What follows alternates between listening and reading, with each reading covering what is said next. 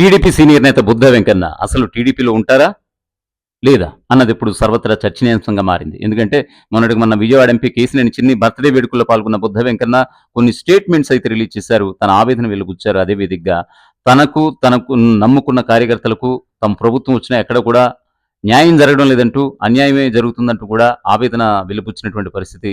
యాక్చువల్గా ఆయన విజయవాడ వెస్ట్ సీట్ని ఆశించారు. కాకపోతే పొత్తుల్లో భాగంగా అక్కడ బీజేపీ నుంచి సుజనా చౌదరి గెలుపొందడం జరిగింది. అయితే సుజనా చౌదరి గెలిచాక ఇష్టానుసారం నియోజకవర్గంలో తనకు నచ్చినటువంటి పోలీస్ స్టాఫ్ని నియమించుకుంటున్నారంటూ, ఇదేనా మాకిచ్చే గౌరవం అంటూ కూడా బుద్ధా వెంకన్న ఘాటుగా ఫైర్ అవుతున్నటువంటి పరిస్థితి. అలాగే గత వైసీపీ పాలనలో ఎన్నో ఒడిదుడుకులు ఎదుర్కొన్నాను, వాళ్ళు ఎన్నో సుమారు 37కు పైగా కేసులు నమోదు చేశారు.